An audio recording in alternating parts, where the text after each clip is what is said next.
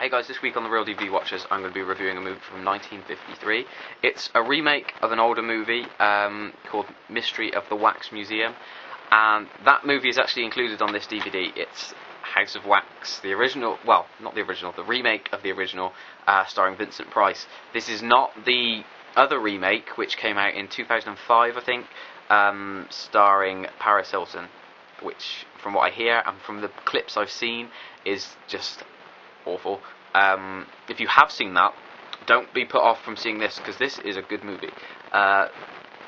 It stars Vincent Price, and yeah, like I said, it's a remake of Mystery of the Wax Museum, which was came out in 1933. So you know the original's quite old now, but I'm not talking about that one. I'm talking about this House of Wax from 1953, starring Vincent Price. Basically, the plot of the movie is Vincent Price plays a professor called Professor Professor Harry Jarrod, and he's this kind of renowned wax sculptor, and he owns a museum.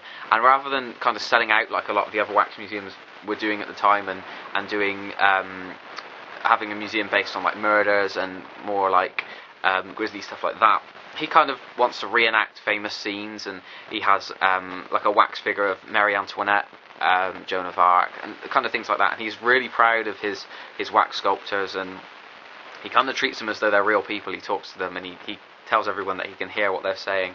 And basically one day, his partner, whose name I cannot remember, who sort of runs the business with him, wants out. He doesn't want to be part of it anymore, because he comes to the professor with this idea of having this kind of murder mystery kind of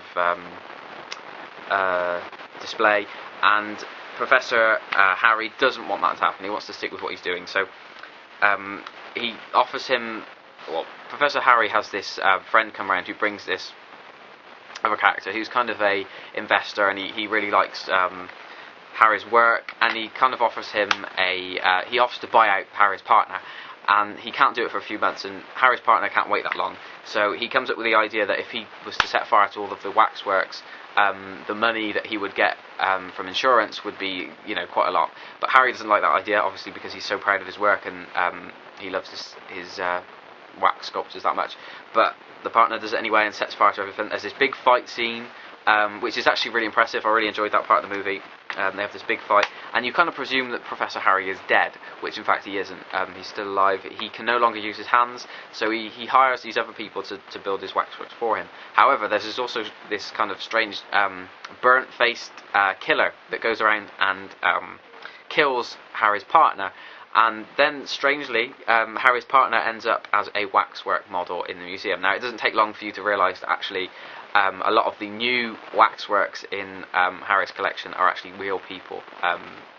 And yeah, there's kind of this mystery behind it. It's a really great movie. It's one of those movies that kind of sucks you in, and you enjoy it the whole way through. It was originally in 3D when it first came out, and there's a few scenes where you can kind of tell that. Maybe not so much as if you watch a film like Friday the 13th Part 3, which was 3D, where there's a lot of really obvious points where you can tell that the 3D kind of thing was used. There's one scene in particular that stands out in this movie of this this guy who's got one of those bat and ball things, and he kind of does it into the camera a lot, and he actually talks to you as well as an audience, which is kind of strange. It's kind of one of the points of the movie that stands out quite a lot.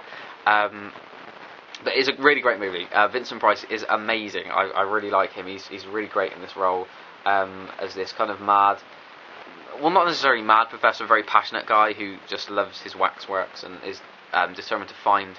Basically, he wants to find a new Marie Antoinette because he loves his original, which you can see in the photo there, in the picture there. Sorry.